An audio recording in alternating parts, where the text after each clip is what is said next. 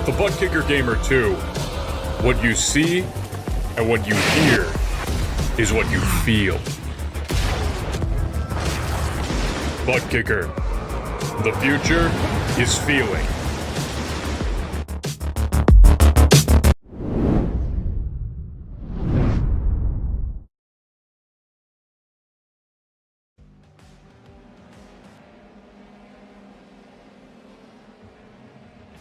The early season continues to gain momentum for some. Tonight, the Precision Racing League and its Formula 3 Series heads to Jerez as we look to see how these drivers handle one of the newer tracks, the iRacing circuit. Good evening, I'm Justin Prince, Joey Tevin alongside Rafael Sankey as the producer for today's action as we get set for round 4 of this campaign for 2023 Season 3 of the iRacing calendar. So far, so exciting when it comes to our drivers so far, Joey. It should be intriguing how things continue to play out for tonight. Yeah, there's no real, championship favorites so far. We've had 3 different winners in 3 races, and fittingly enough, all 3 of them won for the first time in the F3 series in the PRL. It started with Francisco Gonçalves, then Juanco Frey got a win, and then Dominic Olivier got his first win on the F3 side. And all 3 of those guys who I just mentioned, none of them are leading the championship right now. It's actually Julio Palacio at the top. That tells you how topsy-turvy things have been, and that tells you how long we have to go in the season until somebody can really take a charge at it. Let's take a look at the schedule coming into today. As mentioned, Jerez, one of the newer tracks of the circuit, actually one of 3 stops in Spain, each broken up by a trip to Canada and then Hungaroring next time out. Also amongst those notable for the closing stages, Belle Isle going to be very intriguing. Nürburgring's GP circuit just before that championship divider at WeatherTech Raceway, Laguna Seca, back on August the 23rd. Coming into the 10A, the championship, Palacio leads the points. 5 points the advantage over Dominic Olivier. Juanco Frey looking to gain back ground today. Francisco Gonçalves back in 4th. Boris Egno Ovando inside 120 points with Robert Ridgway. Everyone else, a decent chunk back. Vargas, Precker, Vasconcelos, Verdi, all have to close up at least near or at 50 points. SRT Esport Blue, so far, the top organization when it comes to the team standings. Precision Racing Esports having some strong speed with Olivier in their camp this campaign. Atomic Racing, the OER team in the 200 bracket so far. YS Motorsports Gold, 184 points. Rust Racing Oxide, SRT Esport Green, amongst the top 6. Also in double-digit points, Agro CF Racing, Sub Racing, Atomic Geezers, and YS Motorsports Black, all above 105 points. Looking to catch up to that critical 284. As drivers get situated, let's talk about the presenting sponsors first with Advanced Sim Racing. Owned and operated by passionate sim racers, Advanced Sim Racing designs and builds the most sturdiest and most durable aluminum profile racing simulation cockpits available in the market today.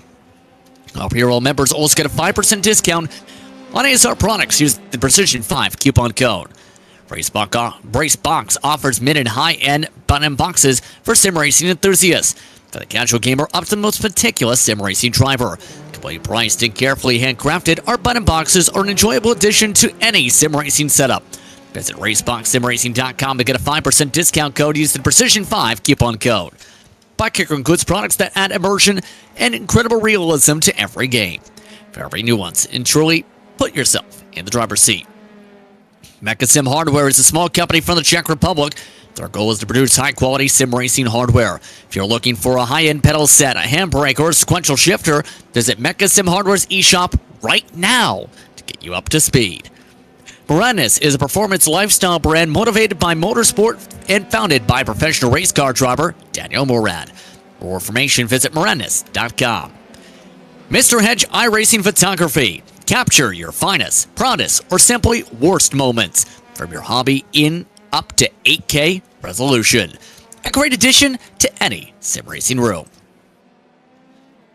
And drivers are in the midst of their qualifying grouping under 5 minutes to go in the session.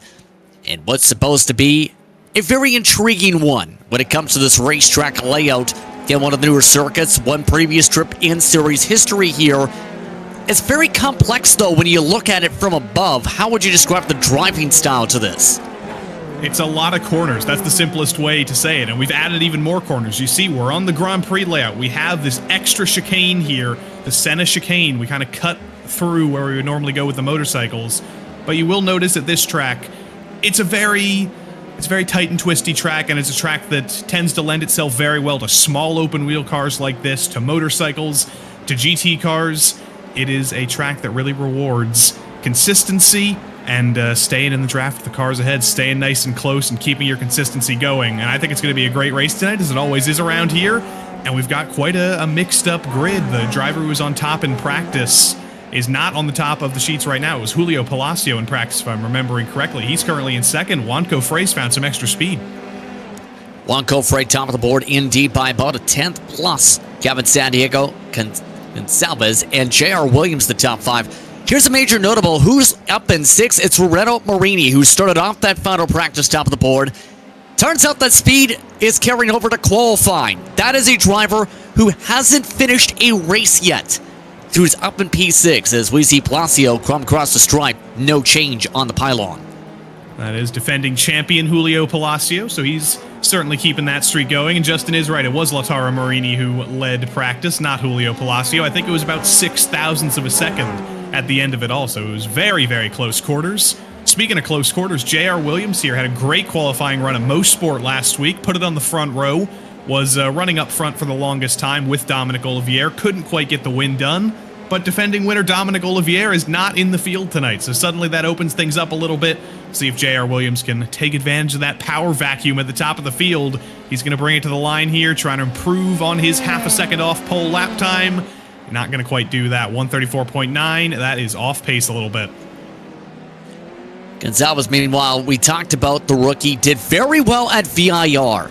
Top four currently on the racetrack. This time around, not able to improve on the time. But last time was not the prettiest of time for the rookie. It was very near to the back of the pack, in fact, from last time. San Diego also looking to bounce back through what's been a fairly up and down season.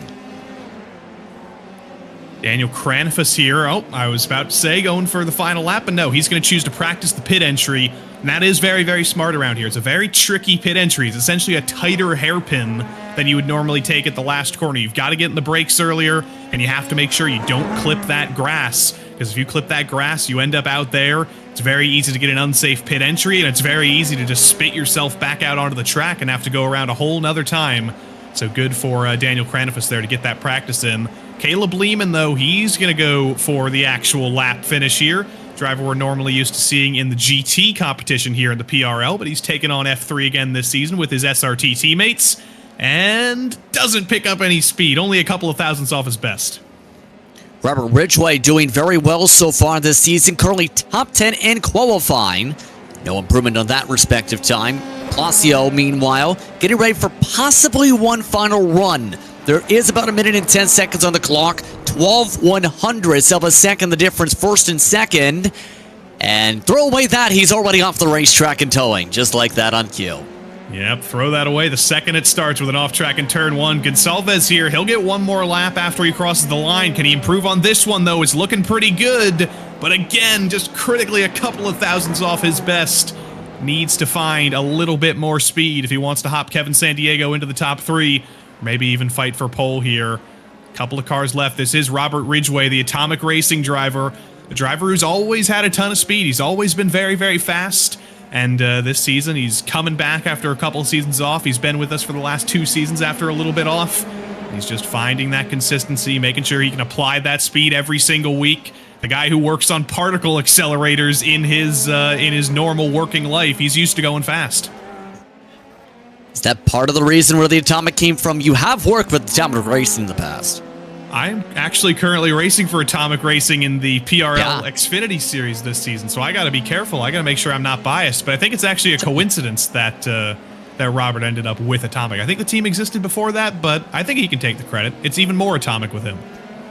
I wonder if that's also a draw. Either way, Ridgway looking to pick up from his 133.6. Not going to do so. 3/10 off that time. Checker flag waving on the session. All drivers on track looking to either complete their runs or potentially peel to the pit lane. San Diego amongst those who might push. That was a little tight, though, for the possible off-track. He is only a 10th off the pole. Yeah, he can definitely find some speed here. That looked very tidy through the chicane there. You saw Stephen Verity go up to P5, actually. He's jumped J.R. Williams into the top 5. But out of the final corner, it's been a couple of weeks since I've got to do this, Justin. I'm so excited. Bop, hoot and boob, doo bop. Where in the world is Kevin San Diego? He parked it halfway through me doing that, but I'm going to do it anyway. Yeah, I was about to say, he nearly wrecked it coming down the front straightaway. James Carter, one of the final drivers to put up a time, but looking to improve from bottom of the board. Mind you, how close is qualifying today? 2.2 seconds. And for Carter, he does pass one driver, Nicholas Calander, to close out qualifying. Yes, indeed. Man, so that's the last of the drivers. Everybody completing the session extremely early by 2 minutes today. So guess what? It's time to head to the starting grid a little bit early. Juan Cofre, Julio Palacio on the pole today. Then San Diego and Gonzalez. Stephen Verity starting off very strong this season, starting 5th with J.R. Williams up in 6th. Loretto Marini, so far 2 DNQ, or rather disqualifications, and a DNS so far. Starts 7th. Mitchell Ian Green, Robert Ridgway, Blake Zeedy, your top 10. Grandfuss starts off at 11th with Stephen Ritters back in the 12th position. What's the first dozen? Lehman and Miles, McDonald and Vargas, with General and Miller, your top 18.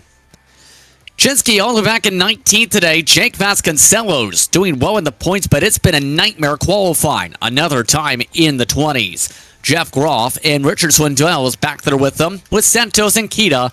Another tough run for Mr. Sneaky.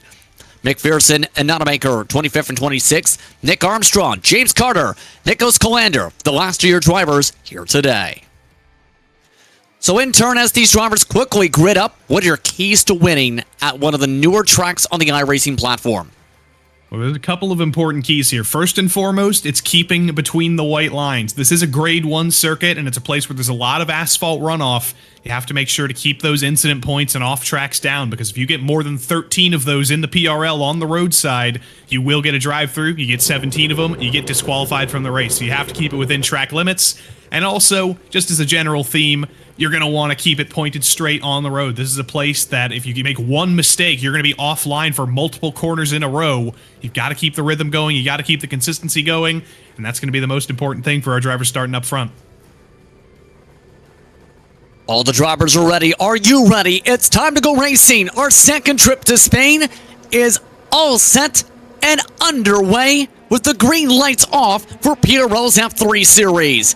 And we're already nearly wrecking down the straightaway. At least 2-3 cars made your tire spin. Juan Cofre is fine as he leads them off into the first corners. Kevin San Diego getting aggressive into turn 1 as a spin at the back. I think that might be one of the, that's somebody at the back there, but Kevin San Diego is up into second. Nicholas Colander got into some trouble at the back, and Manuel Vargas, I believe, the driver turned around in the back. Already some drivers with some early, very early troubles. But much of the outer parts of the field already zipping their way up towards the middle sector. Curvacito Punts looking to roll their way up towards one of the straightaways up to turn 6 to Danny and Rosa at one of the better send sections today. It's going to be one of the best overtaking opportunities. You can already see guys going for it. That's Daniel Kranifus in that bright gold car. Thought about the dive on Robert Ridgway, couldn't make the move stick. Lives to fight another day, though. He's got Blake Zeedy all over the back of him through one of the most difficult corners up over the top of the hill. It's a tighter corner than you think here, Understeer City. Everybody keeps it going, though. Off they go through Curva Ignoriano. All getting ready for Milwaukee before they go off to that chicane Senna. And already that's one of the tighter sections. Cannot go more than single file there with how tight the curbing is there. You see that there? One driver, Vasconcelos, nearly missed the chicane. That's very easy to do through there. You want to brake as late as humanly possible. If you take a little bit too much speed in there, you've got to start turning very early, and it's so easy to lock up like that. See a little bit further back, Mitchell Ian Green and Lautaro Marini going at it. J.R. Williams, Stephen Verity. Lots of racing here. It's going to be a track position race, as it often is in the F3 Series. That's been resolved. So off and away we go. Just 2 minutes off the clock for today's action. It should be an intriguing run, overview overall, to say the very least. There was already a joke, or rather a very big compliment, when it came to asking the code phrase after Juan's performances as of late. How do you say Mr. Speedy Pants in Spanish? Senor Pantalones Rapidos. Currently up at the front, if I'm pronouncing that right. Senor Pantalones Rapidos. I like it. I'm a big fan. I gotta ask our producer how to say that in Portuguese, though. Maybe if we go to Brazil, we're not going to Brazil later this season, I don't think. But if we were, I'd be translating that into every language I could. Meanwhile, keep an eye on Mitchell Ian Green in the 8th position.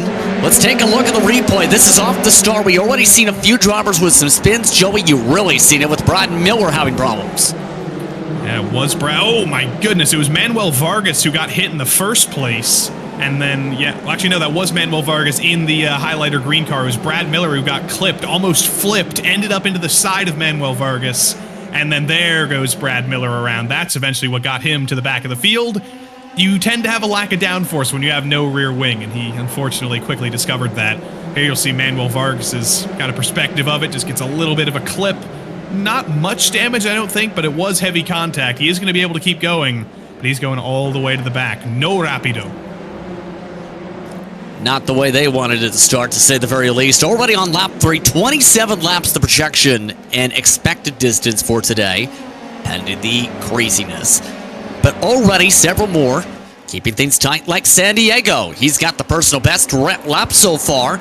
The gap had been up to 0.8 of a second to start the lap. That's how quick San Diego's closed it.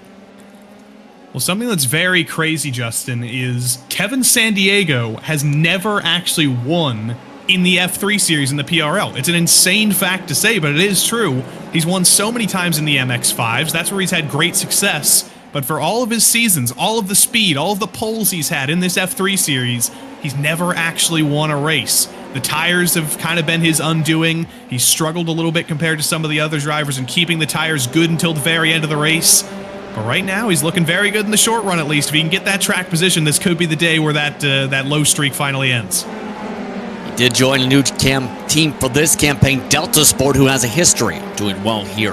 Battle for 16th, Chinsky, Groff, Santos, all amongst those that align here. And Chinsky amongst those trying to pick up a few spots, already able to move up to the middle of the team so far. We got some great liveries in this series, as always. Chinsky, you know, representing that SRT eSport paint scheme. That thing always looks good. But Jeff Groff in kind of a throwback-inspired car with the highlighter yellow and the bright red and the dark blue. Kind of looks like an IRL car from the 90s. It's very beautiful, and I'm glad he's doing it well. We've seen that already being represented by some of his fellow teammates earlier. Decino Motorsports had some great speed, actually, last time out. When you think about the performance from Canada, Kristen Jasper specifically, who's very well known for running those colors, no matter the team, it seems. But speaking of drivers running well, it's Salvas, early going, holding on to the top 5. A massive switch from the past 2 weeks where it's not been as good in starting position and for consistency. It's been a very crazy season for him. Came in here, round 1, VIR, didn't put it on pole, but did qualify 3rd, and then just kind of ran away with the victory after some of the craziness in that race. And then over the last 2 weeks, hasn't had the worst results in the world, but just hasn't had the consistency.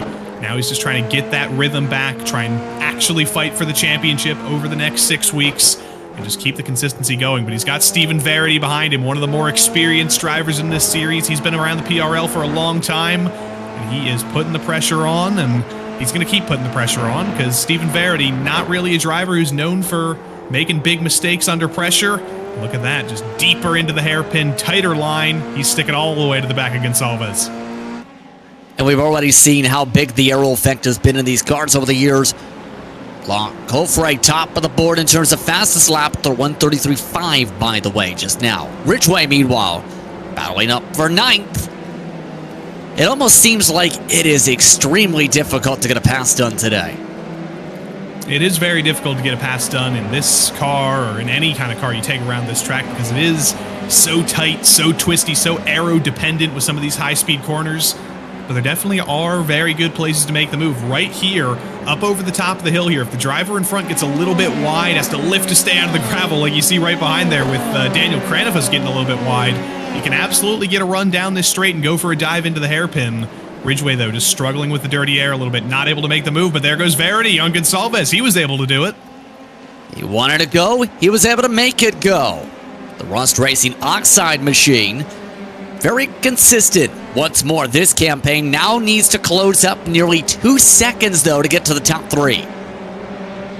It's going to be very difficult for him. Let's see how he did it down the back straight. You saw Gonsalves defending all the way down to the bottom. Very snaky, but eventually Verity does get to the inside. Gonsalves leaves him just enough room. Very aggressive stuff for 5 minutes into the race, but Verity does get the move made. I was about to say, we're on lap 5. Not really expecting the blocks that early, but obviously the urgency levels are getting higher. And just like that, by the way, Verity already just about back within tow distance. Trying to move his way forward. Julio Palacio on that last lap, only a couple of thousandths faster than Verity, so we'll see in clean air what he can do. Ridgway all of a sudden, by the way, just fell down the pylon. Kranifus and Ziti are also in the same boat, both into the oranges, as in terms of those keeping an eye on timing 3 for RaceSpotTV/timing today. They're not on the track all of a sudden as we keep an eye on 3rd. Feeling that's going to be big trouble for those 3, and that's a shame. 3 drivers who were doing very well here. We'll catch the replay of that when we can, but Ridgway in the top 10, Kranifus in the top 10, Ziti on the precipices of the top 10.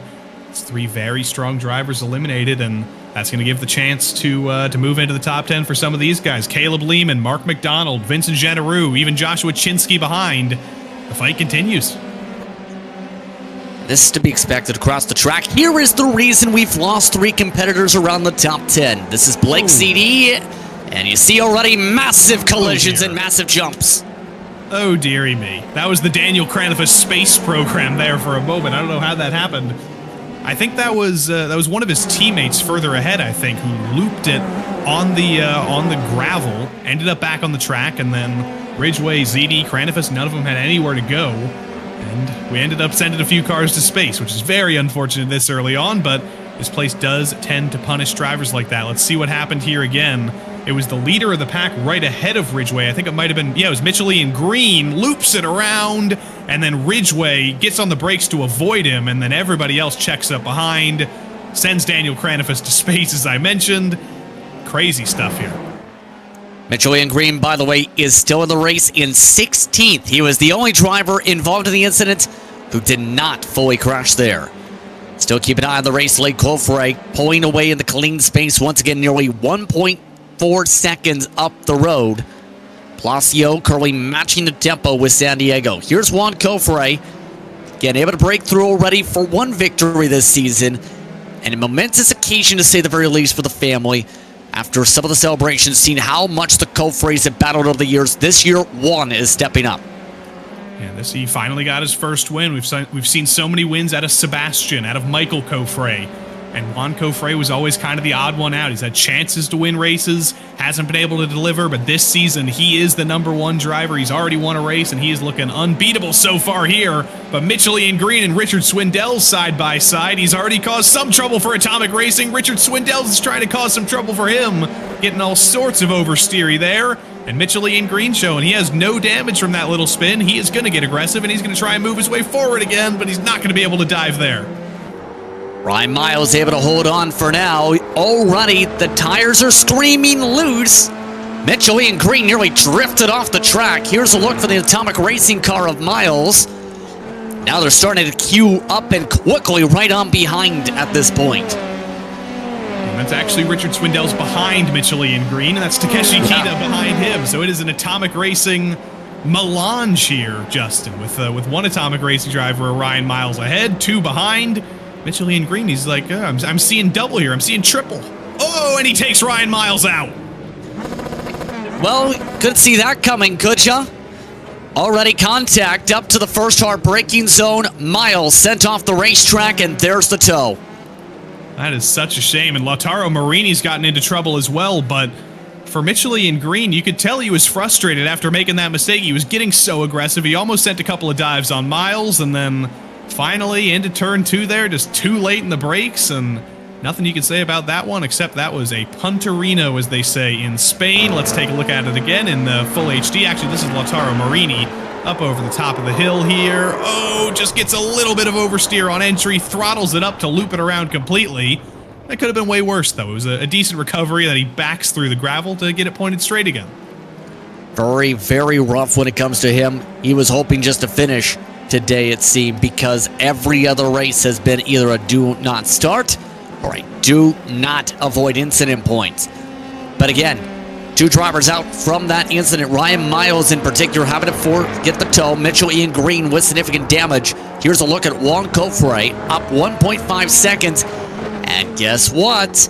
Because of some of the drivers with early troubles, lap traffic already. Indeed, Brad Miller's going to be coming up in a couple of seconds' time. Still waiting for Ryan Miles, Ridgeway, ZD to come out of the pits as well. So there's going to be lap traffic for Juan Cofre to deal with.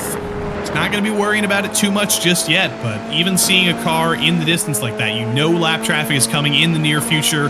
You know you don't want to get held up, and you don't want to catch Brad Miller at the wrong time. If you catch him in the chicane, for example, there's almost nothing Juan Cofre could do to avoid him. So he's going to be thinking about timing this well, and he's going to be hoping that Brad Miller is caught at a very easy time for him to be courteous and let him by. You're going to just see from the movements that Juan Cofre is absolutely wheeling this car, getting as far ahead as he can at this mark.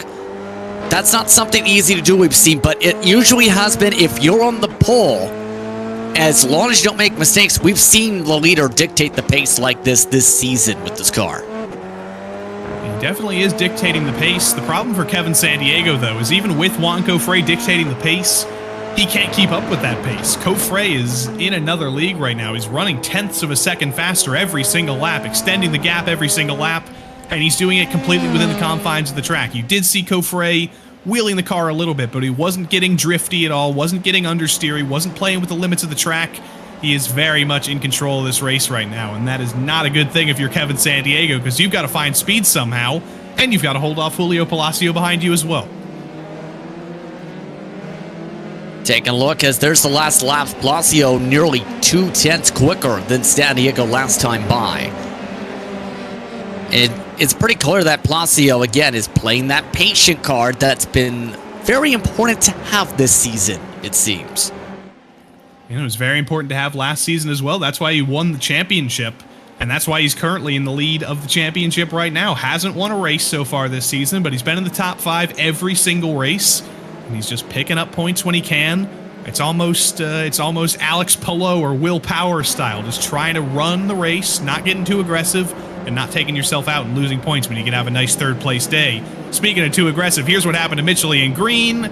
And, you know, it's just as clear and crisp in HD as it was the first time we saw it. Yes, indeed, and that sent 2 drivers off the circuit, as we talked about. Here's a look, meanwhile, at Jeff Groff. He also has just dropped down the pylon. And away they went. Yeah, that was very awkward. I almost wonder if that's some kind of technical issue for Jeff Groff there, because that's first and foremost, it's a strange place to go off. It's not a very heavy braking zone, or it's not a very high-speed braking zone, at least. And he was kind of tuttering around there after it happened, so I have a feeling something was not quite right with the technicalities there of Jeff Groff, but he's back moving now. Should be good to keep going here. But Lautaro Marini, just like Michelin Green earlier, he's a driver who made a mistake. He's on aggressive mode. He's on recovery mode. And if I'm Joshua Chinsky, I'm looking back and hoping I don't get Ryan Miles'd. Well, I don't know if you're trying to say that. I understand what the reference is there, since it just happened 5 minutes ago, but I don't know if that's the right way to use the miles. I think I conjugated my verbs slightly wrong there. I think you would be the Miles who got Michelin Green. I don't know, something like that. I got to go back to English class. Either way, did you actually just put the mic down and go to English class? Of course. I'm getting in the car. I can't speak Spanish, let alone English. Either way, still keep an eye on Chinsky. We talked about him moving ahead. How about Whoa. rapidly getting dived on? He My got Ryan goodness. Miles. It happened. Wow. That was Marini, who, again, had been up in the top 10. Obviously not expected. I'm not used to being right, Justin. I'm not used to predicting things like that, but it happened. Marini getting aggressive, needed to make the move. He knew that's one of the best overtaking opportunities on the track. It might be one of the best overtaking opportunities on the track, though, when you can actually get the brakes on and actually get the move done. But that was a set. He wasn't even getting the car stopped himself, and just had to use Josh Chinsky there as a little bit of a break and probably give him some damage as well. So we continue to treasure on. Marini, not afraid of incident points, it seems, today. I mean, he By the probably way, should be. Considering he's been disqualified for the first 2 races, he definitely should be.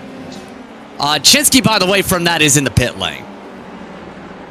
Understandable. Unfortunate for him. He's definitely going to have some damage there. Anytime you have contact like that in this F3 car at high speeds, it's going to bend your suspension a little bit. Your steering's not going to be pointed straight. And I have a feeling he's going to be in the pits for a little while here. This is not scheduled service. He's not taking fuel or tires. He's just trying to get that steering wheel pointed straight, and hopefully he'll be back out there to collect some points from some of the other guys who have had bad luck tonight. So already zipping forward to about 27 minutes to work with in the race. Kevin Sandiego still not able to fully close up to the race leader, but it's continuing to dictate the lead grouping pace. Verity has closed in and maintained now in this pack. Gonzalez not been able to fully close up to this pack as well in the way things are going. And someday, San Diego will have to find a way to close this fully up. This is not an easy task tonight, though, as we've already seen. San Diego doing very well after a DNS in round 2 to see him down to the points early. And you saw how late he was on the brakes into the final hairpin there. That's one place where he is definitely very good. He's very strong on the brakes. He's very aggressive into some of the tightest braking zones on this track. Unfortunately, that's not always conducive to saving tires, and that's not really helping him out with how far back he is from Juan Cofre. He's still going to be fighting hard for second, and it's always possible that Cofre makes a mistake, but for now, it is definitely a fight for second for him. It's a fight for 8th right now for Mark McDonald. He's done a very good job tonight, staying out of trouble, not getting into any incidents, unlike some of his fellow Rust Racing teammates, and he's doing a great job holding off Vincent Generou for P8. So far, solidly for Mark McDonald with the cleanness, yes. And I'm not surprised when it comes to Vince General because I've seen him on other platforms and seen those drivers from that stable do very well. Still looking at the main group. Again, you can say the same in terms of the stability for Verity because this season has been perfect, nearly, for that driver, who's in right behind Palacio in this group. If Palacio hasn't had a perfect season, Verity has definitely been close. He's had some great runs. Race 1, not quite in the podium, if I'm remembering correctly, but it was a good race, P4, then on the podium in round 2. A DNS in the last round of Mosport. That's going to hurt him a little bit. That's going to become his drop week. But if he can keep that consistency up for the rest of the season and show up to every round, once that drop week comes into consideration, he's definitely going to be in the championship fight here. In the PRL, you do get 1 drop week every single season. Your worst result is dropped from your championship points. A DNS is 0 points. So that's basically guaranteed to be his drop week. You can't afford any more bad results. Just can't afford mistakes. You just can't afford to have major sins like Marini and end up risking destroying the race car. Pun aside there. You know who's also gained a lot of spots of notice on that pylon? How about James Carter? Second to last in quali, he's in 16th. One of his best races in a couple years. Yeah, you want to talk about a guy who stays out of trouble, who isn't usually involved in the crashes, who isn't the guy doing the crashing basically ever? That's James Carter there. When stuff goes wrong ahead of him, he's staying clean, he's driving by, and he's saying hello, and taking those spots from him. And he's also the admin of this series, essentially. He's the guy who puts everything on. He's the guy who controls the drivers' meetings. He's kind of the uncle or the dad of the series. He calls himself Uncle James. And yeah, good for him staying out of trouble. It's very intriguing when you think about the racetrack. I will touch upon a bit with the history because have you ever heard of a certain track on Mario Kart, the SNES version, Mario Circuit 3. Would you believe that if you put these tracks identically next to each other, you can see the differences being very minimal? By the way, let's take a look at a quick replay from the back. This was James Carter, remember, who had to pick up a lot of spots because of that chaos. It looks a little bit like Mario Kart back here on lap 1. He's got the star here. He's just making moves, let the trouble happen in front of him. He's got some of his teammates ahead as well. There's the spin from Brad Miller. That's 2 spots already. And then as everything else went crazy, as you got your Cranifuses and your Ridgeways and your ZDs and your Greens all crashing, James Carter was there in that Atomic Geezers entry to make all those moves, to move his way forward.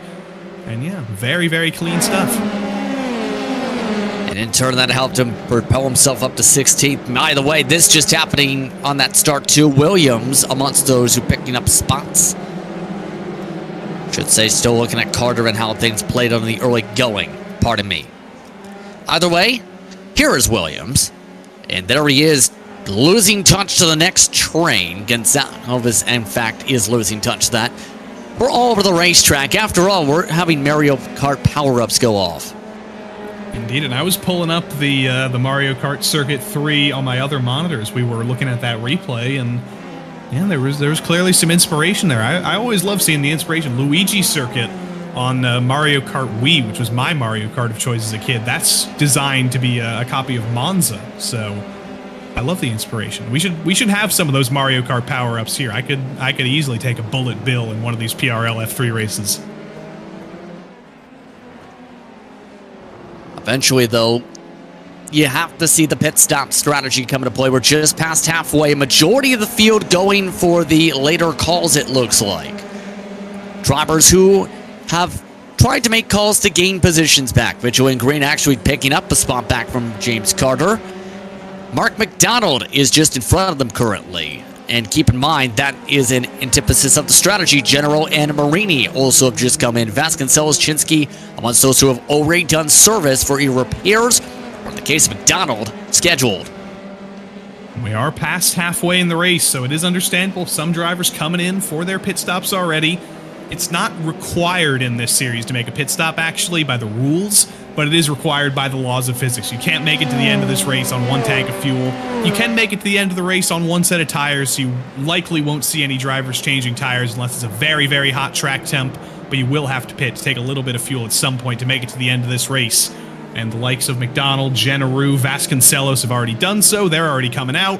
Hasn't necessarily worked that well for Genereux, though, because he's come out in traffic. Michelin Green has gotten by him, and in a couple of seconds' time, likely, he was a little bit quicker than Mark McDonald. He's going to catch him, and that's going to basically reignite their battle there, and that probably won't help them in trying to catch back up to Steven Ritters and making a fight for P7. Yeah, you can just see how awkward that pit exit can be today. You talked about entry being a major thing to practice. That exit, you're putting the drivers right to the outside of the curve of Expo 92. And if you aren't careful, you might be, well, 86th off the track. You might be indeed. And well done, James Carter, there as well, making that move on Vincent Genereux.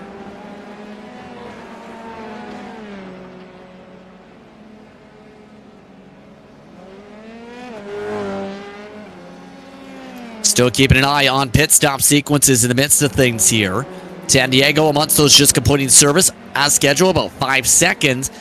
And so far, that's how big the gap has been for some of the drivers. 25 seconds up the road.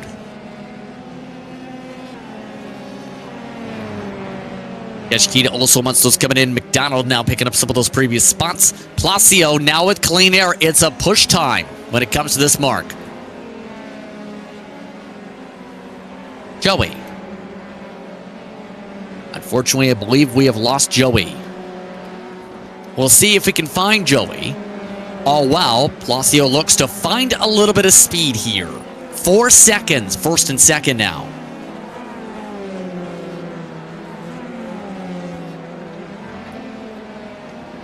Expecting a majority of the drivers to come in right from this point onward. That pit lane already seen a very slow entry. That was Kofre. Here they go, very near contact. Placio jumps on into the lane as well. Does that entry make a difference?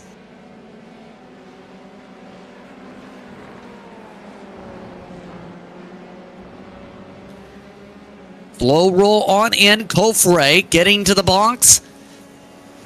Counting in the head. That is still a 4-second difference possibly. That might hold. Yes, it is. Off and away. Kofre, 5 seconds on the stop. There goes Palacio, Verity, San Diego zipping by almost all of them. It's a race on for the lead. San Diego is broken away from the pack by 2 seconds.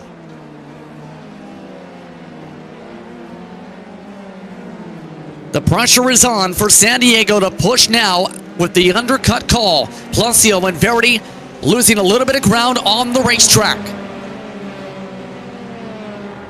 Swindells, McPherson, Marini. Alonso's in. Green completing service to close out the window for this race. Under 10 laps to go. On board, this is the battle for third.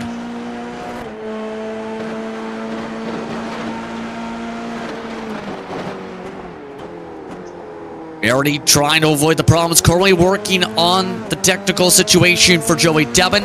We hope to have a return in the next few moments or so as we continue to hold on to the action. Verity looking to try and find a way to zip on by for the podium. He finished on the podium already once this season. Can he do it again? By the way, McPherson has also cycled from the 20s up to 13th in the midst of the pit window. So some big push forwards for some. General also in that same boat. Lehman pushing up from about 13th starting spot. McDonald moving up a ton. There's the biggest movers, in fact, Kita. What do you know? Up 12 yet again. Sometimes, with Mr. Sneaky, you almost say, why hasn't Kita gained 22 spots yet? Palacio, by the way, still losing a little on the ground here. San Diego starting to lose his footing after closing to 1.7 seconds on the pit grouping. Joey, are you back? I am back indeed. I can't escape the technical difficulties tonight, but I have finally come back just in the nick of time with the pit cycle ending. Yeah, San Diego hasn't really brought the gap down, and that's going to be disappointing for him. It's going to be very, very good for Juan Kofre. He's going to be very, very happy with that buffer. It means he doesn't have to push quite as hard. He can just keep the pace that he's been running all race long, maybe even back up a little bit for the next 8 laps, and he's got his second win of the season. It's a comfortable feeling. Looking for the SRT Esport Blue Machine. And you have to wonder how Verity is going to play this. Does he take the points or does he take the podium here? It's 1 point, but it's still a podium. Exactly. It might only be 1 point, but it's a lot more points in your head when you feel, oh yes, I finished on the podium. I finished third. I got to speak in the interviews on RaceSpotTV. It's like, I finished fourth. It's good points, but I could have had the podium. He's definitely going to go for it, and he knows he's got to maximize his points with the drop week he's already taken. So I think if he can get close here, if he gets a shot, he will definitely go for this move on Julio Palacio. And Palacio, the championship leader, I have a feeling he's not going to be too aggressive in terms of defending. And I did just see, Justin, Lautaro Marini, that's 3 disqualifications now. He's out. My goodness is all I can say, Marini. My goodness. 3 starts, 3 disqualifications and or DNFs. Yeah, those 13 incident point limits, they, I mean, I've been bitten by them a couple times, and at tracks like this, you make contact with one driver, you get those 4 incident points, you make more contact, you're already up to 8. They stack up really, really quickly, so 6 weeks left to go in the season. I think Lautaro Marini might need to start thinking, you know what, might need to do a little bit more practice, might need to be a little bit less aggressive, because I do want to finish some of these races. Caleb Lehman, meanwhile, touched upon him a little bit. He's been very solid today. He's been holding off General, in fact, in the midst of this fight for 9th position. Monstos, who's made up a few spots today, as we talked about, but just again has been running his own pace. And, you know, having to recover from getting damage repair done after getting a car going to the side pod. But outside of that, doing great.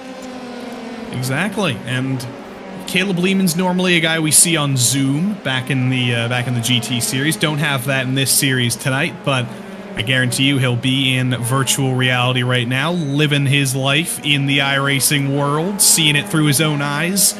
He's also a guy who usually has a very beautiful Lego display behind him, and I always think that gives you an extra couple of tenths when you got your Legos displayed behind you, and maybe Vincent Janaroo needs a couple more Legos if he wants to fight with them. So what you're saying is he needs to go to the Lego store, buy every single possible Lego set, and build it all in the backdrop of his racing rig, right inside of the camera, and have it head to toe to the ceiling of the room. You took the words right out of my mouth, Justin. You know who's someone who wants to find a little bit more tempo? Vasconcelos. Big slide off the track, car 10. Vasconcelos, that is 14th now. That's going to be another incident point for him. Remember, he had some trouble in the opening lap, so he's definitely going to have to be careful for the last couple of laps here to not go over that incident limit. Here's that battle again that we were talking about earlier, Palacio versus Verity. It's become the battle for third. It's no longer the battle with Kevin Sandiego for second. He's kind of driven off into the distance.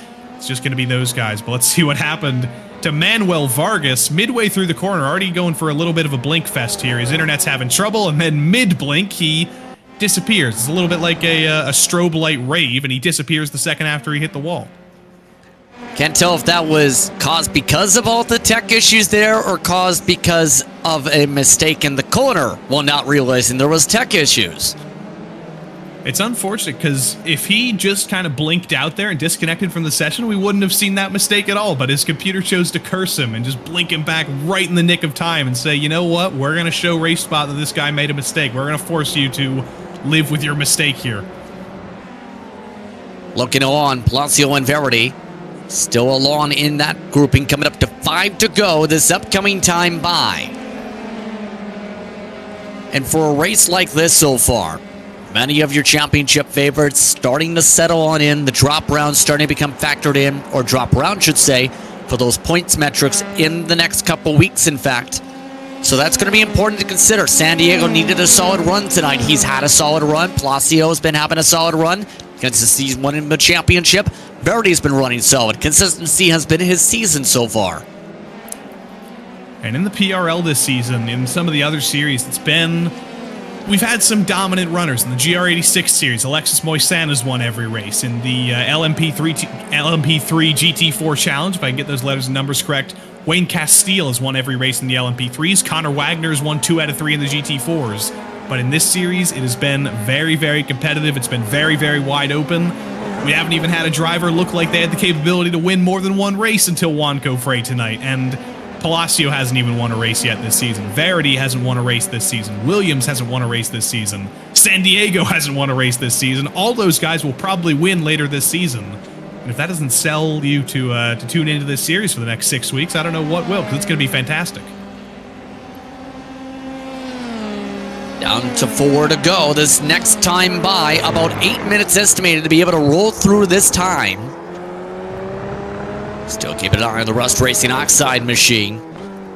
I can almost tell they've almost tried to get towards a mix of the rust, but rust normally with a bit of oxidation is a little more of the orange side than the gold. Correct me if I'm wrong. I'm sure there's some scientists and painters out there who could probably make a realistic rust look. I think they've just kind of ended up with the gold look instead, which does look good to its respect. I'm always a fan of chromed out race cars, whether it's actual chrome or chrome gold or rose gold or anything. It seems like Verity's always going for the shiny cars, but maybe that's a good thing because he hasn't been rusty. Oh, who is that? I think that was one of the lap cars. Who was that stopped along the side of the road in a very dangerous spot? Did not see the number. You still keep going for the time being. By the way, Manuel Vargas, you mentioned having issues, is fully out of the race. Both side Mitchell, Ian Green have to come down and serve a pit stop after being multiple laps down. Let's take a look. Oh, I think it was Speaking him. of. Let's see, into the chicane here, pulls over to let Caleb Lehman by, pulls over to let Janaroo by, and then just parks it on the track and says, you know what, I'm coming back to the pits. I've had enough of driving for now. And then Blake Ziti, I believe was actually the driver we saw parked, loops it around the exit of the hairpin, does a good job of trying to get the wheel turned, but he's not able to do it. Has to go for like a 3-point turn to end up back on track. And I think in the last couple tenths of a second there, we saw him serving his drive-through. He's hit the incident limit too. So a few drive-through penalties being served by those two right now. One via tow, actually. Taking a look still at General.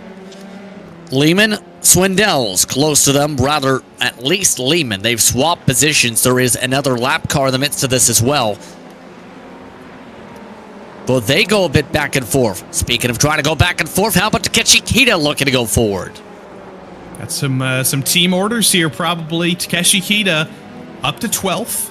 Definitely doing Mr. Sneaky things tonight. Had a disappointing qualifying, deeper in the field than we normally see him, but he's stayed out of trouble. He's made positions, and he's in the top dozen right now, but he does have a teammate in front of him in Richard Swindell's. I can see that he's in the Discord with him right now. They'll probably be communicating, hey, can we not hold each other up here? I think I'm a little bit quicker. I'd like to have that spot and not take you out. But right now, they're going to continue fighting for it, and Atomic Geezers is gonna stay ahead of regular old Atomic Racing. Back to ninth positions fight. And that 74 continuing to do solidly tonight. Looking like this will be where they settle forward, though. Still amongst those who had to really pick up a lot of time on the racetrack, as we've seen earlier. Generu just trying to hold off Lehman for the rest of the race here. And I did just notice up front, once we get the chance, Palacio has closed that gap down to Kevin Sandiego. I said Sandiego would be able to just run off in second here. The battle might be over, but that is not the case. I think we might be seeing a Kevin Sandiego situation here where the tires are starting to fall off. Palacio's closing, and to make matters even worse, there is a lapped car right in front of this battle. It's the 127 of James Nonamaker giving the dirty air to Kevin Sandiego. He's going to pull over down the back straight here to let everybody by, but the damage is done. It's only 7 tenths between second and third now. Had to wonder if that was a major factor when it comes to traffic. We've seen that a few times in this campaign already. Still, though, San Diego for now back in clean space. Not in contention of the close up to Wonko for a 4.3 seconds the deficit. Coming up to 2 laps to go. And now we'll see how this goes. Here's the last lap. You can already see 4 tenths alone once they reach the traffic. That's not including then having to deal with passing the traffic there. And look at how close Palacio's getting. He's so much more aggressive through these high-speed corners than San Diego is because he has the tire life to support it. Down within half a second now through the exit of the chicane. San Diego's got a decent exit there, but watch them under braking here into the hairpin. This is normally San Diego's best corner, but he's got to be a little bit more tentative. Palacio can brake a little bit later, and then off the corner. Palacio's going to be in the draft here. 2 laps to go. Palacio's got a couple more chances to make this work. He's running out of time if he wants to make this. Look at the times again. Another half a second eaten up with that traffic management.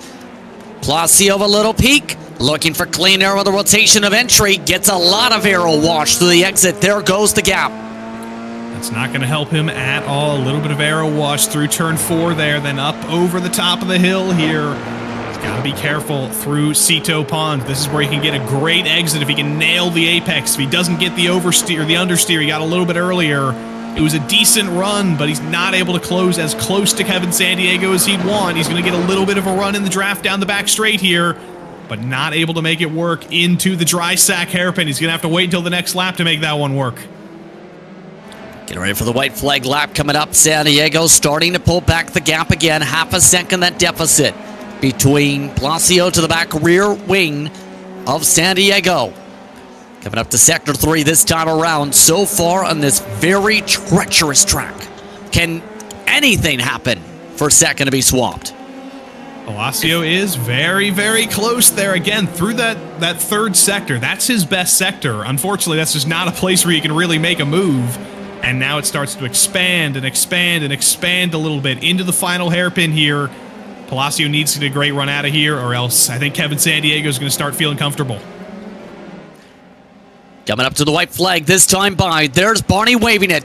Lap 27. Getting ready and rolling. Final time around from Spain.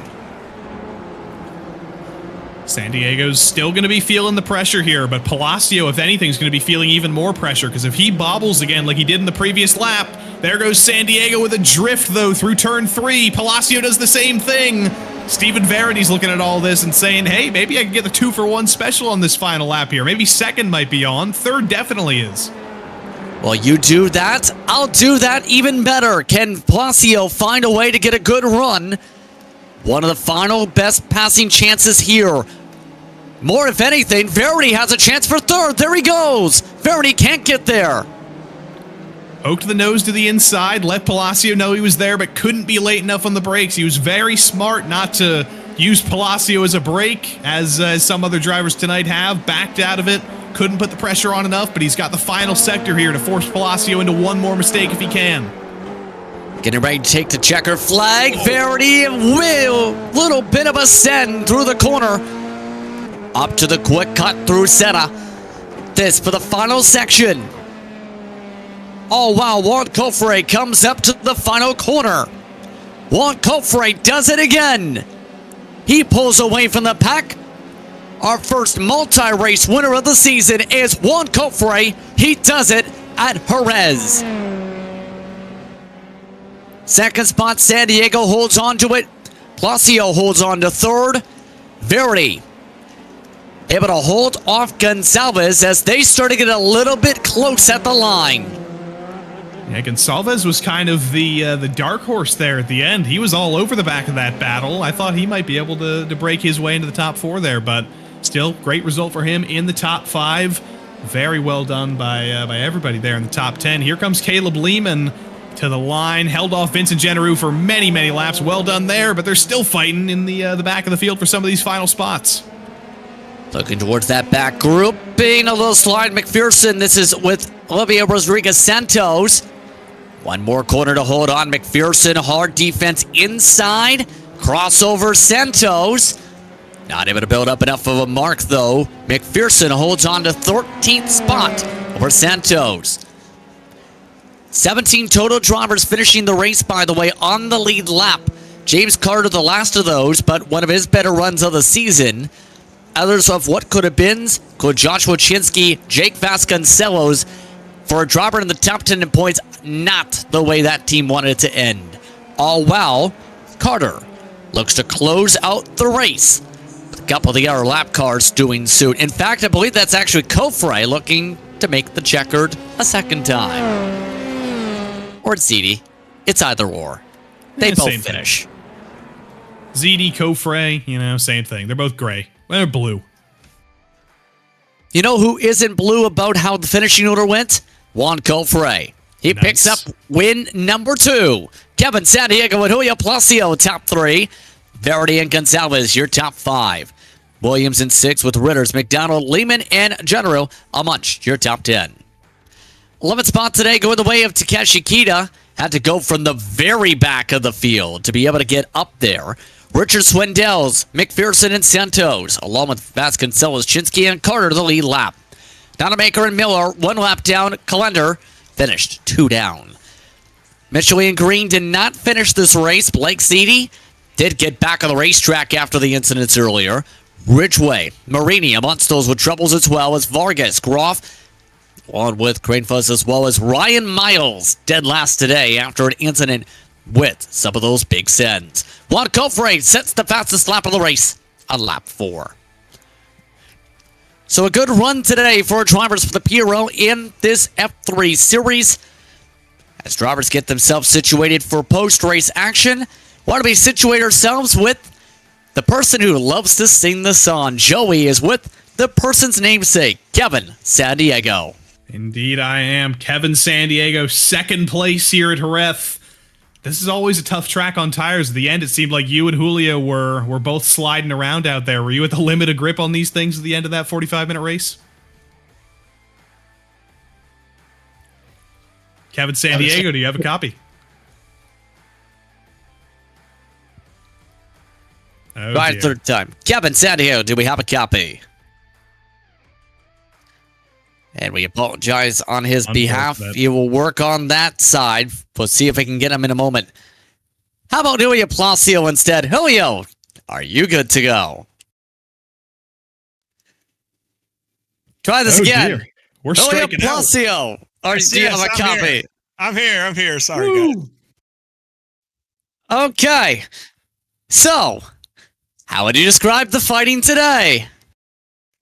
It was a great battle. I wish Kevin got a really good run on me at the start, and I think that I was a little bit faster, but I couldn't get around him. So I just had to, see if anybody made a mistake. Congrats to Juan on a great race. Don't know if I had anything for him. I mean, might have, but it was a great race, a great battle, trying to keep Steven and guys behind me. That was a lot of fun.